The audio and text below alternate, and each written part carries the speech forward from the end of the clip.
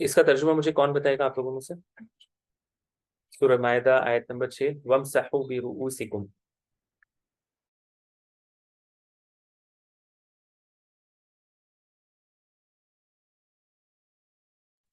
کوئی بھی نہیں ہے تو ترجمہ بتا سکے؟ جی سائمہ. اور اپنے سروں کا مسح کرو، اور مسح کرو اپنے سروں کا. اچھا سوری سر، اس وقت میں لنچ کر رہی تھی جب آپ آواز دے رہے تھے. کوئی بات نہیں ہے، آئی انڈرسٹینڈ. اچھا اور میرے خیال سے آسما نے بھی ہینڈ ریز کیا تھا، رائٹ؟ آپ بھی بتا سکتی ہیں. سر یہ سیم ترجمہ ہے نا، اپنے سر کا مسح کر لیا. اچھا فَامْسَحُوا بِرُؤُوسِكُمْ. اچھا اب یہاں پر ایک چیز ہے، ٹھیک ہے، جو میں آپ لوگوں کو سمجھانے کی کوشش کرتا ہوں. یہاں پر آپ نا آبزرو کریں، غور کریں. وَامْسَحُوا، مسح کس کو کہتے ہیں؟ ہاتھ سے ملنے کو، ٹھیک ہے، ہاتھ سے ملنے کو. لیکن عام طور پر یہ اس طرح آتا، وَامْسَحُوا رُؤُوسَكُمْ، اور اپنے چہروں کا سوری اپنے سروں کا مسح کرو. لیکن اللہ سبحانہ وتعالیٰ نے یہاں پہ بی رؤوسکم کہا ہے، یعنی یہ حرف جر با انٹروڈیوس کیا ہے. یہ جب آپ فقہ پڑھیں گی نا، فقہ کی کتابیں، تو اس پر علماء نے بہت اس پر بحث کی ہے، بہت ڈسکشن کیا ہے کہ یہاں پر بی کیوں آیا ہے. ہاں تو رقیہ نے جیسے بتایا کہ ساتھ اپنے سر یعنی ہاتھوں کو ساتھ لے کر اسے چپکاتے ہوئے، ٹھیک ہے، یا پھر یعنی میں نے بتایا نا اس کا اصل معنی جو ہے کسی چیز کا کسی چیز کے ساتھ چپک جانا یا سٹ جانا یا چمٹ جانا، ٹھیک ہے. تو وَامْسَحُوا بِرُؤُوسِكُمْ یعنی اپنے ہاتھوں کو اپنے سروں سے لگاتے ہوئے مسح کرو، ٹھیک ہے. تو اس وجہ سے میری آواز نہیں آ رہی ہے کیا؟ میری جی آواز ہاں نہیں آ رہی؟ اچھا ٹھیک ہے، آ رہی ہے سر. آ رہی ہے، ٹھیک ہے. تو اس وجہ سے اللہ سبحانہ وتعالیٰ نے یہاں پر با جو ہے نا یہ کیا ہے تاکہ یہ تاکید کے لیے کہ اپنے ہاتھوں سے اپنے سروں کو ٹچ کرتے ہوئے تمہیں یہ مسح کرنا ہے، ٹھیک ہے. اسی طرح عربی زبان میں یہ بھی کہا جاتا ہے مررت بالوادی، میں وادی سے گزرا، میں وادی سے گزرا. حالانکہ یہ نہیں ہے کہ وہ جو ہے نا وہ ایکچوئل میں وہ اس کو ٹچ کرتے ہوئے جا رہا ہے وادی کو، ٹھیک ہے، لیکن یہ ایک مجازی معنی ہے. یہ ہم انشاءاللہ بعد میں پڑھیں گے کہ حقیقی معنی کیا ہوتا ہے، مجازی معنی کیا ہوتا ہے. لیکن ابھی آپ یہ سمجھیں کہ اس میں بھی اصلاً ایک معنی یہ پیدا ضرور ہو رہا ہے چپکنے یا چمٹنے کے. یعنی انسان جب کسی وادی کے پاس سے گزرتا ہے تو وہ اس کو ٹچ کرتے ہوئے جاتا ہے نا. ہم کہتے ہیں کہ میں نے اس علاقے کو بھی ٹچ کیا ہے، یعنی اس علاقے کو بھی میں نے پار کیا ہے. تو اس وجہ سے حرف جر جو ہے با یہاں پر استعمال ہوتا ہے. اس کے متعلق آپ کو کوئی کویشچن ہے تو آپ پوچھیں انشاءاللہ. سر اس کا میننگ با کا، کس کا میننگ؟ سر با کا با کا جو جو میننگ ہے نا، حرف زر با. ہاں حرف جر با کا اپنا معنی جو ہے ساتھ یا کسی چیز سے چمٹے ہوئے، یعنی اس طرح کا معنی ہے. لیکن یہ واضح تبھی ہوتا ہے کہ جب اس کو اس کانٹیکس میں رکھ کر دیکھا جاتا ہے کہ کس معنی میں یہ یوز ہوا ہے. اصلاً اسی معنی میں یوز ہوتا ہے، الساق کہتے ہیں اس کو، الساق، ٹھیک ہے. عربی زبان میں اس کو اس طرح لکھا جاتا ہے الساق، الساقن یعنی چمٹنے یا چپکنے کے لیے الساقن، ٹھیک ہے، اس معنی میں آتا ہے. اور وَامْسَحُوا بِرُؤُوسِكُمْ میں یہی معنی مراد ہے، یعنی اپنے ہاتھوں کو اپنے سروں سے لگاتے ہوئے مسح کرو، ٹھیک ہے. اور مررت بالوادی میں وادی سے گزرا میں بھی ایک طرح سے ایک معنی یہ بھی پیدا ہو رہا ہے کہ اس علاقے سے ہوتے ہوئے کوئی شخص گزرا ہے، ٹھیک ہے، یعنی اس کو ٹچ کرتے ہوئے گیا ہے. جی جی تو ہاں ہاں کہیں پہ سے بھی یوز ہو سکتا ہے اور کہیں پہ ساتھ بھی یوز ہو سکتا ہے. جی جی یہ تو میں نے ایک بتایا نا، با کے کئی سارے کونوٹیشنس ہیں، بہت سارے اس کے معنی ہیں. کبھی موقع ملا تو میں با کے جتنے سارے معنی قرآن مجید میں، حدیثوں میں اور عربی کتب وغیرہ میں آیا ہے نا، وہ سب ایک جگہ میں کر کے آپ کو دکھاؤں گا کہ کیا کیا معنی کے لیے با استعمال ہوتا ہے، ٹھیک ہے. لیکن ابھی میں کیا کہ میں عام طور پہ جو معنی یوز ہوتا ہے نا سب سے زیادہ وہ آپ لوگوں کو بتا رہا ہوں. ورنہ مثال کے طور پر بسم اللہ، اللہ کے نام کے ساتھ. دیکھیں جب ہم کہتے ہیں اللہ کے نام کے ساتھ تو اس میں بھی ایک معنی چمٹنے کے ہے، یعنی آپ اس کے ذریعے سے یا پھر اللہ کے نام کے ساتھ، جب ہم کہتے ہیں نا آپ نے اس کو پکڑ رکھا ہے اللہ کے نام کے ساتھ، ایک معنی پیدا ہو رہا ہے چمٹنے کے. تو اصلاً جو معنی ہے نا وہ میں نے آپ کو بتا دیا ہے. اب یہ ہے کہ اس کے الگ الگ کانوٹیشنز، الگ الگ معنی بن سکتے ہیں کانٹیکس کے لحاظ سے، سیاق و سباق کے لحاظ سے، اور کس طرح اس کا یوزیج کیا گیا ہے اس لحاظ سے معنی یا ترجمہ الگ الگ بن سکتا ہے. ٹھیک ہے، لیکن اصلاً جو معنی ہے وہ یہی رہے گا ہمیشہ.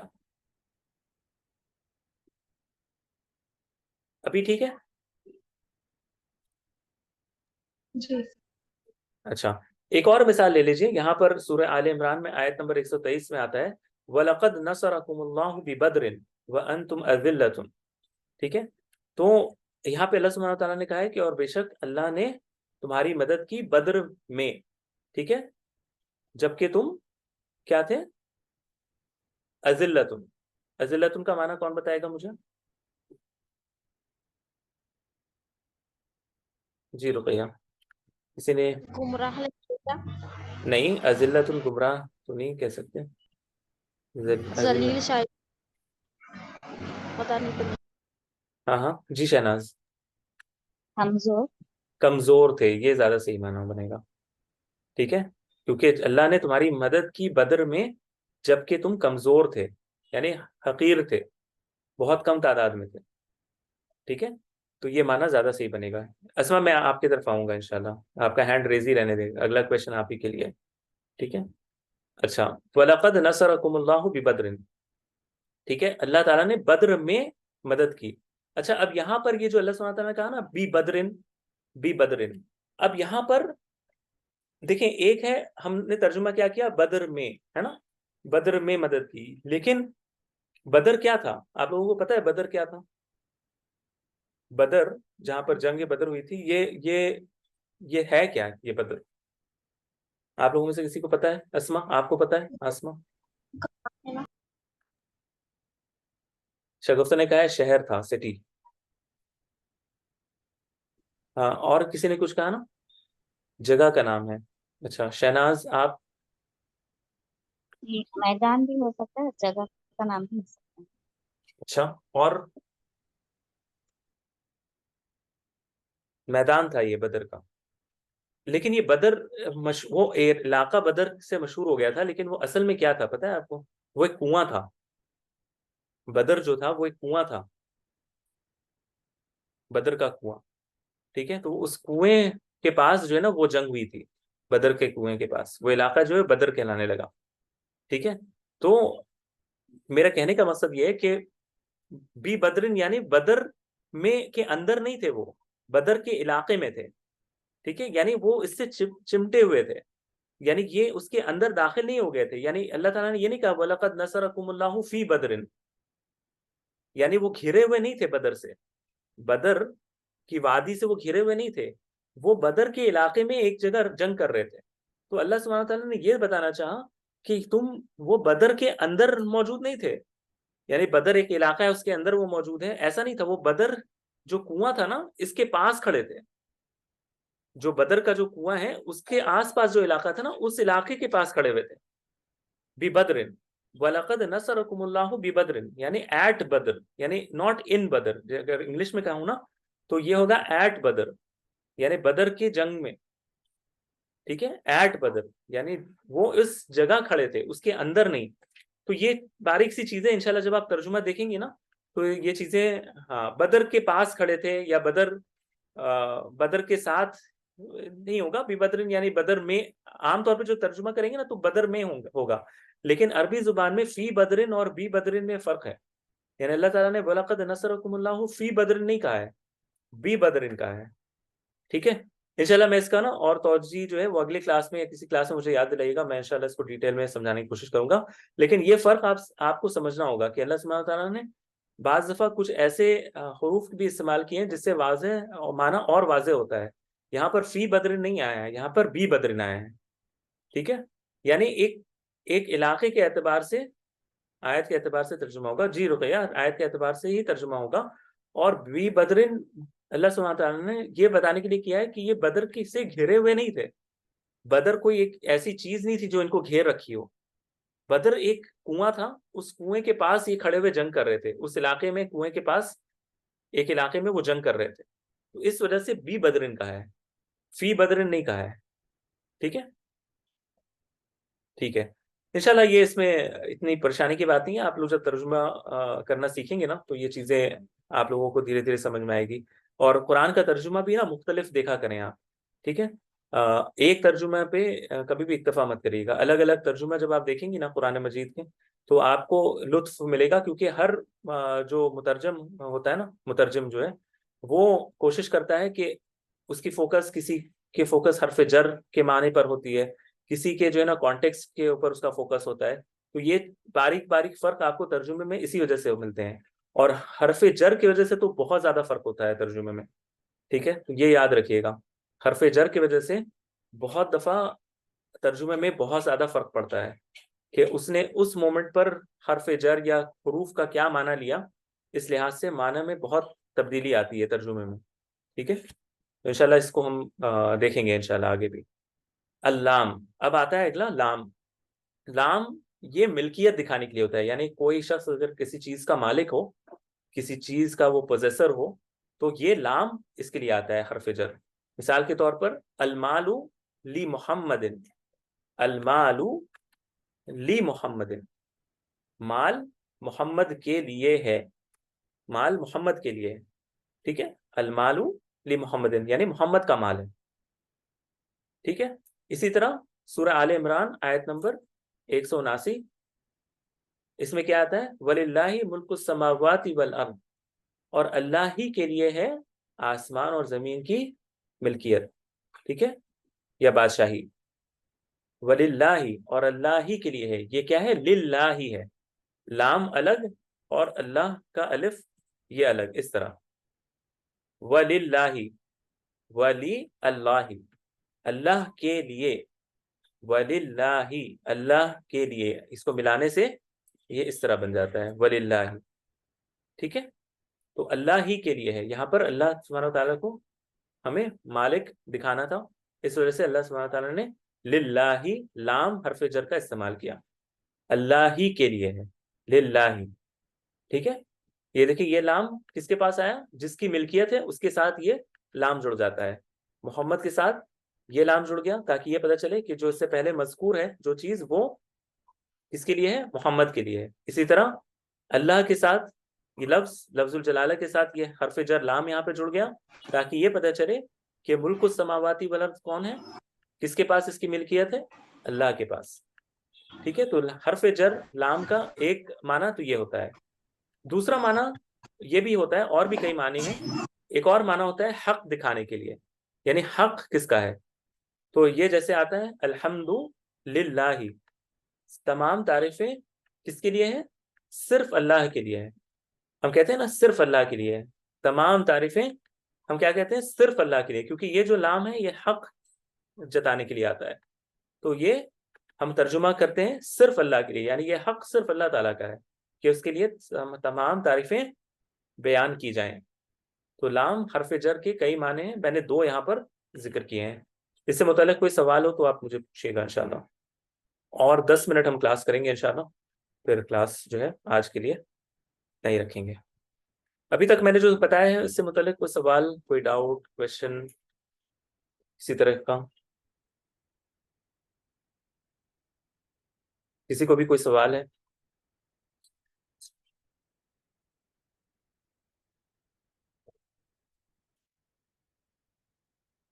ठीक है, अलमालु ली मुहम्मदिन, मैंने बताया मोहम्मद, माल मोहम्मद का है। ठीक है, माल मोहम्मद का है। वलिल्लाहि मुल्कु समावाति वल अर्द, आसमानों और जमीन का मालिक या की मिल्कियत अल्लाह ही के लिए है।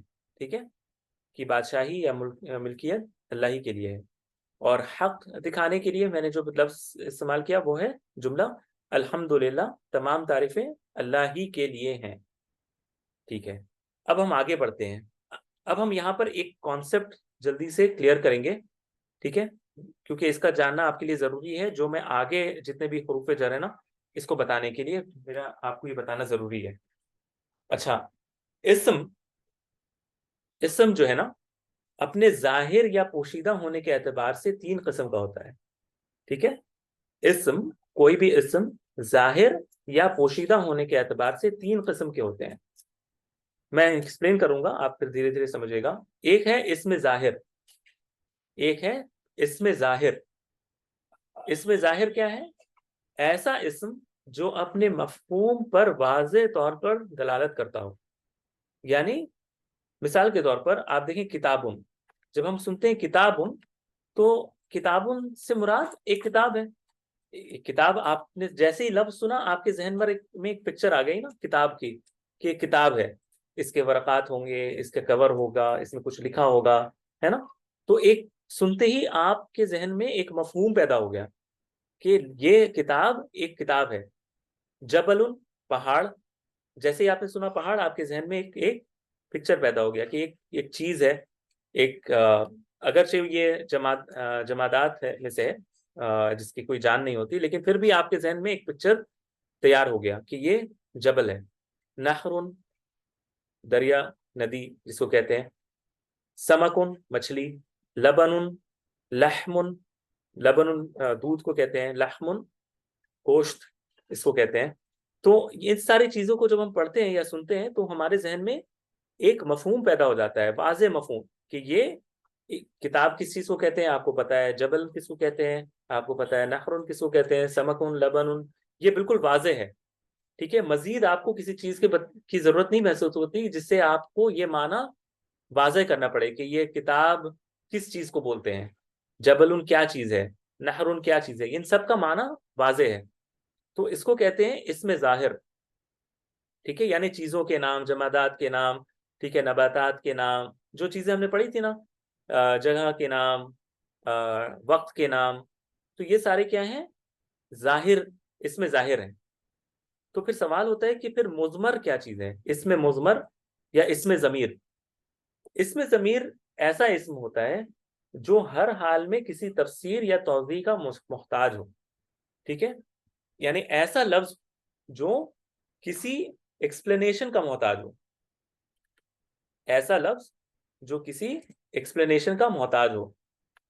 یعنی مثال کے طور پر جب میں کہتا ہوں میں, ٹھیک ہے, یا پھر آپ کہیں وہ, یا مثال کے طور پر وہ کوئی کہے وہ دونوں, تو جب ہم یہ سنتے ہیں نا, میں, تم, وہ دونوں, وہ چیزیں, ٹھیک ہے, مثال کے طور پر وہ سارے, وہ ساری, تو یہ جب ہم سنتے ہیں تو ہمارے ذہن میں ایک بات تو سمجھ میں آتی ہے کہ کسی چیز کی طرف اشارہ ہے, کوئی چیز ہے جس کے متعلق ہم بات کر رہے ہیں. میں, تم, وہ سب, وہ ساری, ٹھیک ہے, تم سب, تم, ہم, یہ ساری چیزیں سمجھ تو آتی ہے کہ ایک کوئی شخص ہے, لیکن یہ شخص کون ہے, کیا یہ بات کون کر رہا ہے؟ مثال کے طور پر کوئی انسان بات کر رہا ہے, کوئی جانور بات کر رہا ہے.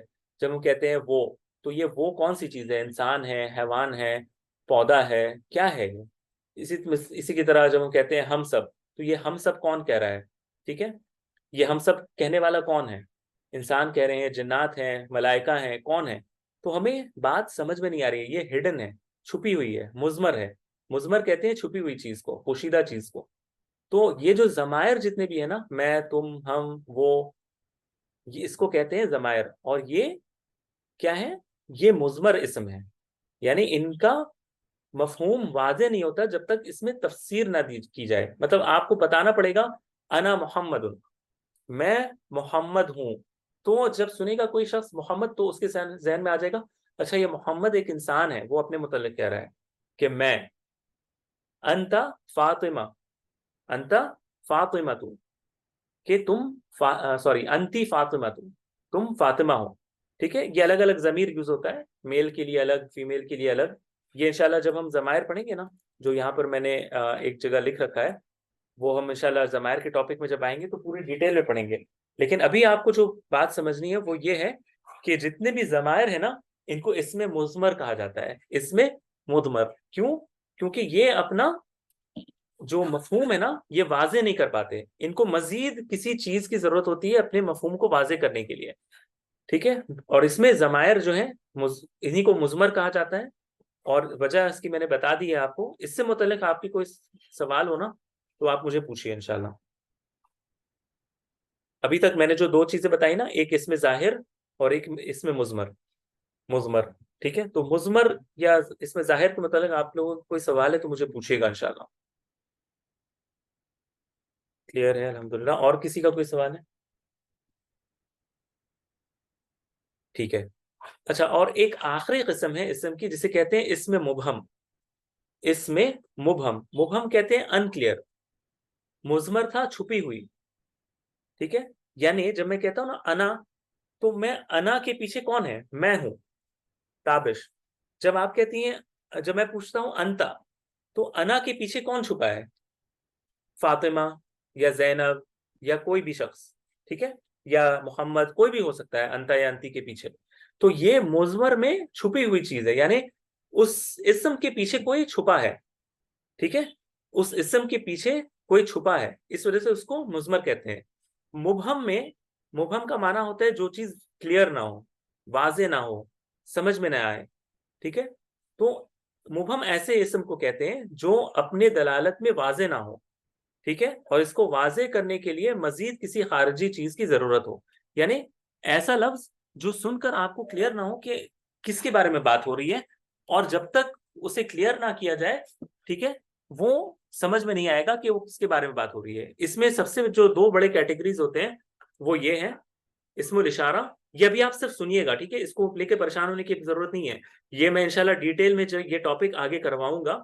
مرفوعات جب ہم کریں گے اس کے اندر یہ ساری ٹاپکس آ جائیں گی. ابھی مجھے صرف آپ کو ایک کانسیپٹ دینا ہے، ٹھیک ہے، کہ یہ ایسی بھی چیز ہوتی ہے اسم میں. ٹھیک ہے، کہ یہ بھی اسما کہلاتے ہیں، یہ بھی اسم کہلاتے ہیں. مثال کے طور پر کوئی شخص کہتا ہے یہ، وہ، ٹھیک ہے، سوری، یہ آدمی، ٹھیک ہے، یہ آدمی، وہ لڑکا، وہ سارے لوگ، ٹھیک ہے، وہ ساری عورتیں.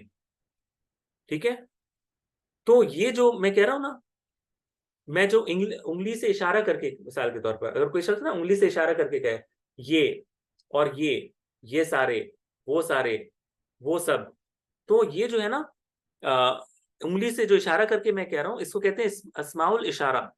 اس میں یہ تو سمجھ میں آتا ہے کہ کسی چیز کی طرف اشارہ ہو رہا ہے، لیکن اشارہ تب تک واضح نہیں ہوتا جب تک یہ نہ بتا دیا جائے کہ وہ کون ہے. مثال کے طور پر جب میں کہتا ہوں ہاذا، یہ، اور میں کہوں محمد، یہ محمد ہے، اب معنی واضح ہوگا. یعنی ہاذا کے بعد جب تک میں نے محمد لفظ استعمال نہیں کیا نا، یہ واضح نہیں ہو رہا تھا کہ کس کے بارے میں بات ہو رہی ہے. بس انگلی سے اشارہ میں کر رہا ہوں ہاذا. اب یہ جو میں نے انگلی سے اشارہ کیا، یہ صرف اشارے کا کام ہوا ہے، ہاذا. ٹھیک ہے، لیکن معنی واضح تبھی ہوگا جب اس کے ساتھ جس اسم کی طرف اشارہ کیا جا رہا ہے اس کا نام نہ لیا جائے. بات میری سمجھ میں آ رہی ہے؟ یہ مبہم لفظ اسما ہے، یعنی یہ وہ سارے نام اسم ہیں جو مبہم رہتے ہیں، یعنی یہ اپنا معنی واضح نہیں کر پاتے جب تک ساتھ میں کسی اور چیز کو نہ ملایا جائے. اسی لیے جتنے بھی اسماء الاشارہ ہیں نا، ہاذا، پھر یہ سارے ہم پڑھیں گے، حاذی، ذالکا، ہم پڑھتے ہیں نا ذالک الکتاب لا ریب فیہ، یہ وہ کتاب ہے جس میں کوئی شک نہیں ہے. تو یہ جو ذالکا ہے نا، ذالکا، یہ کیا ہے؟ یہ اشارہ ہے. لیکن ذالکا کے بعد کیا آتا ہے؟ الکتاب، یعنی اللہ سبحانہ وتعالیٰ نے اشارہ کیا ذالکا سے، اور ساتھ میں یہ بھی بتایا کہ کس کے بارے میں بات ہو رہی ہے، یہ کتاب. یعنی اللہ سبحانہ وتعالیٰ نے اسم الاشارہ کا استعمال کیا، لیکن بات واضح نہیں ہو رہی تھی ذالکا سے، تو بتا دیا کہ کس کے بارے میں بات ہو رہی ہے. کس کے بارے میں ہو رہی ہے؟ کتاب کے بارے میں بات ہو رہی ہے. ذالک الکتاب، یہ وہ کتاب ہے جس میں کوئی شک نہیں. تو یہ اسماء الاشارہ ہیں. ہاں، تو یہ اس سے یہ پتہ چلتا ہے کہ یہ جتنے بھی اسماء الاشارہ ہیں نا، یہ معنی کے لحاظ سے ان میں ایک نقص ہے، یہ مبہم ہے، یہ کلیئر نہیں ہے، ان کو مزید چیزوں کی ضرورت ہوتی ہے. اسی طرح اسماء الموصولہ، مثال کے طور پر الذی، التی. مثال کے طور پر اگر کوئی شخص کہے وہ جو ہم کہتے ہیں نا، ارے دیکھو وہ شخص آ گیا جس نے کمپٹیشن جیتا ہے، جو ہم کہتے ہیں نا اس طرح اپنی زبان میں بھی، دیکھو وہ شخص آ گیا ہے جس نے. تو ہم جو کہتے ہیں نا جس نے، وہ جو جا رہا ہے وہ میرا بھائی ہے، وہ جو آئی وہ میری بہن ہے. ہم اس طرح کہتے ہیں نا اپنی زبان میں. تو یہ جو ہم کہتے ہیں نا وہ جو, جس نے, جو, تو یہ جو جتنے بھی الفاظ ہیں ان کو اسماء الموصولہ کہتے ہیں. لیکن یہ اسماء بھی اپنا معنی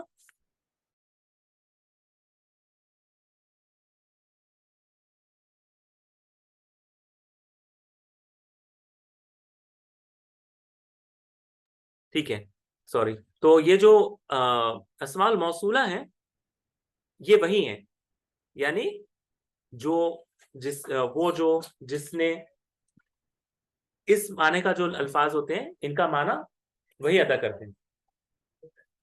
ٹھیک ہے, تو مثال کے طور پر اگر میں کہوں جاء الذی نجح بالامس, وہ آ گیا جو کل کامیاب ہوا تھا. سمجھ نہیں آیا؟ اچھا ٹھیک ہے. جاء اچھا میں نے یہاں پہ بتا دیتا ہوں. الاسماء الموصولہ, اسماء موصولہ کیا کہتے ہیں؟ وہ اسم کو جو اپنا معنی واضح نہیں کرتے جب تک کہ اس کے ساتھ کوئی چیز مزید آپ نہیں بتا دیں. ٹھیک ہے, مثال کے طور پر جب ہم کہتے ہیں الذی یعنی وہ جو, تو اگر میں صرف اتنا کہوں وہ جو, تو بات سمجھ میں نہیں آئے گی. اس کے ساتھ آپ کو یہ بھی بتانا ہوگا کہ آپ کس کے بارے کیا ہے وہ جو جس کے بارے میں بات کر رہی ہیں. مثال کے طور پر وہی میں بتا رہا تھا, جاء الذی نجح بالامس, یہ مثال یہاں پر دیکھیں, یعنی جاء آ گیا, الذی وہ جو, اور میں چپ ہو جاؤں. جاء الذی آ گیا وہ جو, اور میں چپ ہو جاؤں. جاء الذی آ گیا وہ جو, اور میں چپ ہو جاؤں, تو بات سمجھ میں آئے گی؟ وہ جو صرف بول کر میں چپ ہو جاؤں, الذی یعنی وہ جو, تو جواب نہیں سمجھ میں آئے گی. جاء الذی آ گیا وہ جو, بات سمجھ میں نہیں آ رہی ہے. وہ جو کون ہے یہ وہ جو؟ تو اس کے لیے اب ہمیں مزید ایک چیز آنی پڑے گی, نجح بالامس. یہ جو اتنا حصہ ہے نا, نجح بالامس, نجح بالامس یعنی جو کل کامیاب ہوا تھا, وہ جو کل کامیاب ہوا تھا. اب یہ جو نجح بالامس ہے نا, یہ اس معنی کو مکمل کر رہا ہے, الذی کے معنی کو مکمل کر رہا ہے. ٹھیک ہے, الذی کے معنی کو مکمل کر رہا ہے. آ گیا وہ جو کل کامیاب ہوا تھا. اسی طرح یہ دیکھیں, التی ضربت, وہ جس نے مارا تھا, یعنی اس عورت نے مارا تھا, وہ جس عورت نے مارا تھا. ٹھیک ہے, وہ جس نے مارا تھا. ضربت یعنی اس لڑکی نے مارا, وہ جس لڑکی نے مارا تھا, اور میں چپ ہو جاؤں, تو بات کمپلیٹ نہیں ہوگی. لیکن اگر میں ساتھ میں یہ بھی کہہ دوں زینبا, سوری میں یہاں پر کرتا ہوں, اتنا آپ لیں, التی ضربت زینبا, التی ضربت زینبا, اس کو اتنا لیں پہلے. جی میں بتاتا ہوں دونوں میں فرق کیا ہے. التی ضربت زینبا, جس نے زینب کو مارا, جس نے زینب کو مارا, اور میں چپ ہو جاؤں. ٹھیک ہے, التی ضربت زینبا, جس نے زینب کو مارا, اور میں چپ ہو جاؤں. تو بات سمجھ میں نہیں آ رہی کہ کس نے مارا ہے نا. التی وہ جس نے مارا زینب کو, وہ جس نے, یہ جو میں کہہ رہا ہوں نا وہ جس نے, یہ جو ہے یہ کلیئر نہیں ہے. تو اب میں بتاؤں کہ التی ضربت زینبا ندیمت, وہ ندامت, اسے ندامت ہوئی. تو یہ جو التی کا ہے نا, وہ جس نے, التی وہ جس نے, یہ معنی ایکچولی مکمل کر رہا ہے. ایکچولی میں نے ذرا سے یہاں پر ایک غلطی کی ہے, میں آپ کو یہاں پہ بتاتا ہوں, سوری میں ابھی کلیئر کرتا ہوں. یہ تھوڑا سا ٹاپک ایسا ہے, لیکن اس کو لے کے زیادہ پریشان ہونے کی ضرورت نہیں ہے, انشاءاللہ میں اس کو کلیئر کر دیتا ہوں. التی کہ میں نے بتایا نا, التی کا معنی ہے وہ جس نے, التی یعنی وہ جس نے. اب میں کہہ رہا ہوں کس نے, تو جواب ہے ضربت زینبا, جس نے زینب کو مارا. اب بات کلیئر آئی, سمجھ میں آئی, یعنی سننے والا سمجھ جائے گا نا کہ کس کے بارے میں بات ہو رہی ہے. وہ جس نے, التی کون ہے, وہ جس نے ضربت زینبا, جس نے زینب کو مارا. تو بات مکمل یا کلیئر اس التی کا تبھی ہوتا ہے جب اس کے ساتھ اور مزید انفارمیشن دے دی جائے. یعنی وہ جس نے بولنے سے سننے والا نہیں سمجھ سکتا کہ کس کے بارے میں آپ کہہ رہی ہیں. وہ جس نے, بات ادھوری ہے, مبہم ہے, انکلیئر ہے. تو لیکن جب ہم یہ بتا دیں کہ جس نے زینب کو مارا، تو ہو سکتا ہے کہ سننے والے کو پتا ہو کہ اچھا زینب کو کسی نے مارا تھا، مثال کے طور پر فاطمہ نے زینب کو مارا تھا، تو اسے سمجھ میں آ جائے گا کہ اچھا وہ اچھا جس نے زینب کو مارا تھا، اچھا تو یہ فاطمہ کے بارے میں بات ہو رہی ہے. ٹھیک ہے. التی، وہ جس نے، یہ کلیئر نہیں ہے، یہ واضح نہیں ہے اپنے مفہوم میں. یہ اسماء الموصولہ ہے. ضربت زینبہ، جس نے زینب کو مارا. ٹھیک ہے. تو یہ اپنے معنی کو کلیئر کر رہا ہے. ویسے یہاں پر الذی یہ کلیئر نہیں تھا. جاء الذی، آ گیا وہ جو، لیکن کیسے کلیئر ہوا؟ اس کے ذریعے سے کلیئر ہوا. نجح بالامس، جو کل کامیاب ہوا تھا، جو کل کامیاب ہوا تھا، اس کے بارے میں بات ہو رہی ہے. نجح بالامس. ٹھیک ہے. تو یہ اپنا معنی مکمل نہیں کر سکتا جب تک مزید اس کی توضیح نہ دی جائے، کوئی ایکسپلینیشن نہ دی جائے. الذی اسم ہے، نو ڈاؤٹ الذی اسم ہے، لیکن یہ اسم مبہم ہے، یہ اپنا معنی واضح نہیں کر سکتا. کب تک نہیں کر سکتا؟ جب تک اس کے ساتھ مزید کچھ انفارمیشن نہ دی جائے. ایسے اسما کو اسم مبہم کہتے ہیں. اب ایک سوال آیا ہے میرے پاس کہ اسماء الاشارہ اور اسماء الموصولہ میں کیا فرق ہے؟ یہ معنی کے لحاظ سے ڈیفرنٹ ہے نا. اسماء الاشارہ اشارے کے لیے آتا ہے، یہ جیسے ہاذا یہ ہے نا، ذالکا وہ، تلکا وہ، اولائکا وہ سب. حاذی بھی یہ کے لیے آتا ہے، عورت یا مثنیٰ کے لیے آتا ہے، فیمیل کے لیے. حاذا مرد کے لیے آتا ہے. حاذا رجل، یہ مرد ہے، یہ فاطمہ ہے. ذالکا وہ کتاب ہے. تلکا وہ مثال کے طور پر شجرتن یعنی کوئی پیڑ ہے. اولائکا وہ سارے مومن ہیں. تو یہ جو اشارہ ہے نا، جو انگلی سے آپ جن کو اشارہ کر کر کے آپ بتا سکیں، وہ اسماء الاشارہ ہے. اور اسماء الموصولہ کیا ہے؟ یہ جو ہماری زبان میں جس طرح ہم کہتے ہیں نا، میں نے ابھی جیسے بتایا، وہ جو، وہ جس نے، تو یہ ہے، یہ اس میں اشارہ نہیں ہے، یعنی انگلی سے ہم اشارہ نہیں کرتے، اس میں ہم اپنی بات کے ذریعے سے بتاتے ہیں.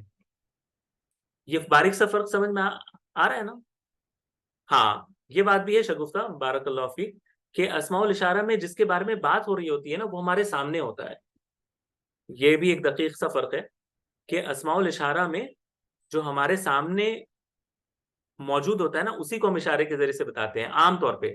لیکن بعض دفعہ ایسا بھی ہوتا ہے اسماء الاشارہ میں، یہ مجازی بھی ہوتا ہے، یعنی وہ شخص ہمارے پاس موجود نہ بھی ہو، لیکن ذہن میں وہ موجود ہو، تو بھی اس کی طرف ہم اسماء الاشارہ کے ذریعے سے بتا سکتے ہیں.